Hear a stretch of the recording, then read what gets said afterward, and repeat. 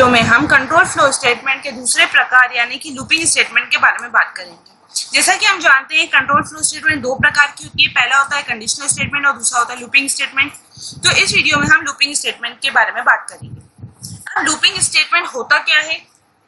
यह statement user द्वारा दिए गए किसी भी कार्य को बार बार दोहराने के लिए यूज की जाती है। लूपिंग स्टेटमेंट एक ऐसी स्टेटमेंट होती है जिसके द्वारा यूजर जो भी कार्य इस स्टेटमेंट को देता है तो ये स्टेटमेंट उस कार्य को बार बार रिपीट करती है, इसीलिए इसे क्या बोला जाता है? लूपिंग स्टेटमेंट बोला जाता है। लूपिंग स्टेटमेंट का यूज ही सिर्फ इसलिए होता है, ये क्या करता है, यूजर द्वारा दी गई वैल्यू को कंडीशन के आधार पर बार बार रिपीट करता है। जनरली जो लूपिंग स्टेटमेंट होती है वो तीन तरह की होती है, फॉर लूप, व्हाइल और डू व्हाइल।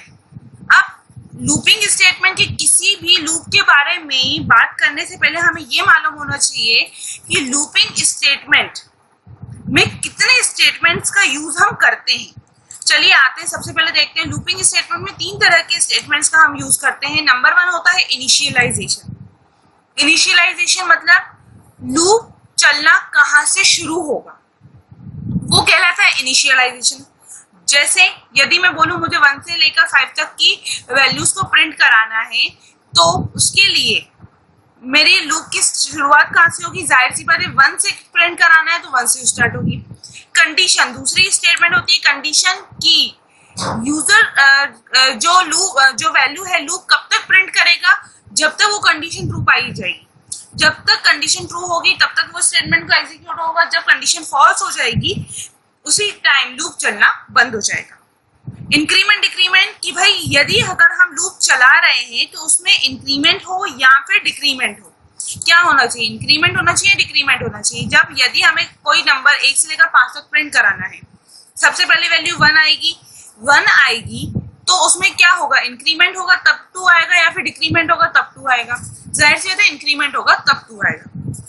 तो ये तीनों स्टेटमेंट्स का होना हर लूप में बहुत ज्यादा जरूरी होता है। अब हम बात करते हैं लूपिंग स्टेटमेंट के पहले प्रकार यानी कि फॉर लूप के बारे में। फॉर लूप एक ऐसा लूप होता है जो कि यूजर द्वारा दिए गए कार्य को, कमांड को बार बार एग्जीक्यूट करता है। अब यदि हम फॉर लूप के बारे में बात कर रहे हैं तो जाहिर सी बात है इसमें फॉर कीवर्ड का तो यूज होगा ही होगा। तो क्या सिंटैक्स होता है इसका? फॉर स्टार्ट होता है वैल्यू का इनिशियलाइजेशन कि मतलब लूप कहाँ से चलना स्टार्ट हो, फिर आती है कंडीशन कि लूप कहाँ तक चले, और जो इनिशियलाइज की गई वैल्यू है उसमें इंक्रीमेंट हो या डिक्रीमेंट हो, ये तीनों एक ही लाइन में फॉर कीवर्ड के साथ दिए जाते हैं। इसके बाद ये ब्रैकेट ओपन हो जाता है और ये ब्रैकेट क्लोज हो जाता है और इसके बीच में आ जाता है हमारा स्टेटमेंट। तो ये होता है स्ट्रक्चर किसका? फॉर लूप का।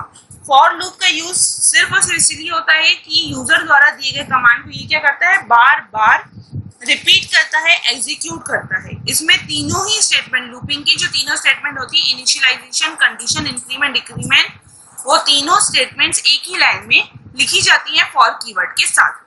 तो चलिए हम आते हैं, इसका एक प्रोग्राम बनाते हैं जिससे आपको और अच्छी तरीके से क्लियर हो जाएगा। Write a program to print series 1 to 5। हमें क्या करना है? 1 से लेकर 5 तक की सीरीज को प्रिंट कराना है। तो चलिए मैं पहले आपको इसको प्रैक्टिकल के थ्रू दिखा देती हूँ तो और अच्छी तरीके से क्लियर हो जाएगा। सबसे पहले मैंने एक फाइल बना रखी है जावा नाम की।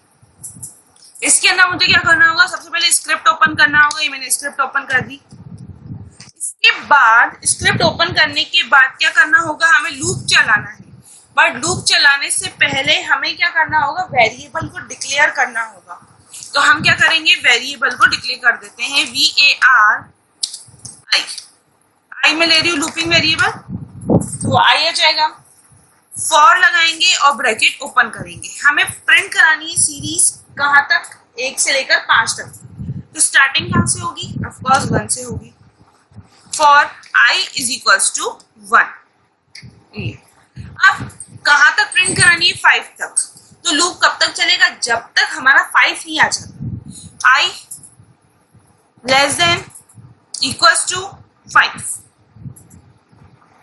फिर हो जाएगा ये सेमीकोलन, और जब I की वैल्यू 1 है तो 2 आने में इंक्रीमेंट होगा या डिक्रीमेंट होगा? ऑफ कोर्स इंक्रीमेंट होगा। कितने का? 1 का। तो हमें क्या देना होगा? I = I + 1। ये हो गया।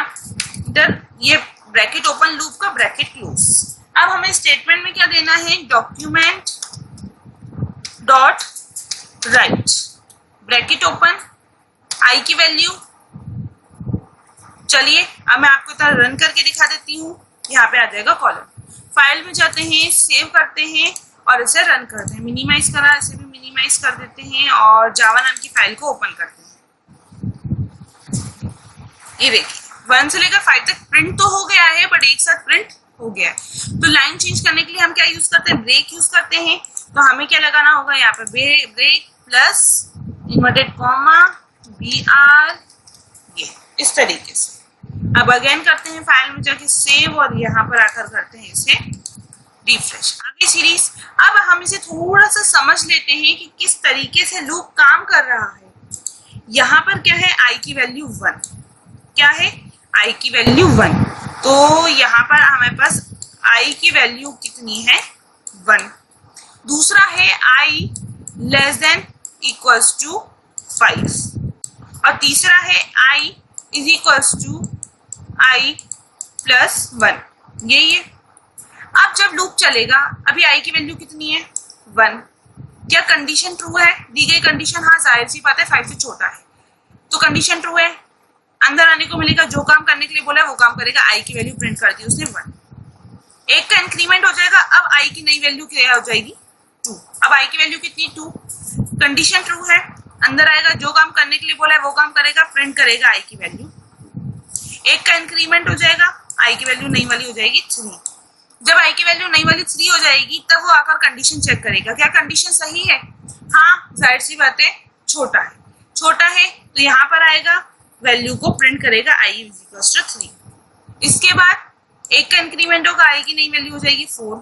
आएगा, कंडीशन ट्रू चेक करेगा, हाँ i less than equals to 5 से छोटा है। तो अब क्या होगा, अंदर आएगा तो उसको प्रिंट करेगा 4। अब एक का और इंक्रीमेंट हो जाएगा, क्या हो जाएगा 5। अब छोटा तो नहीं है पर बराबर जरूर है, बराबर है तो क्या करेगा, वैल्यू प्रिंट करेगा, प्रिंट कर दी। फिर i में एक का इंक्रीमेंट हो जाएगा, क्या हो जाएगा 6। i की नई वैल्यू कितनी हो गई 6। क्या कंडीशन ट्रू है, कंडीशन ट्रू नहीं है। अंदर आने को मिलेगा, क्या नहीं मिलेगा, क्या लूप चलेगा, क्या नहीं चलेगा, यहीं पे लूप चलना बंद हो जाएगा। तो इस सीक्वेंस से फॉर लूप काम करता है, जिसके थ्रू हमने इस कोड के थ्रू सीरीज प्रिंट कराई 1 से लेकर 5 तक की, जिसमें क्या हुआ, लूप की शुरुआत हुई 1 से, खत्म हुआ 5 पर, एक एक का इंक्रीमेंट होता है। ये कहलाता है फॉर लूप।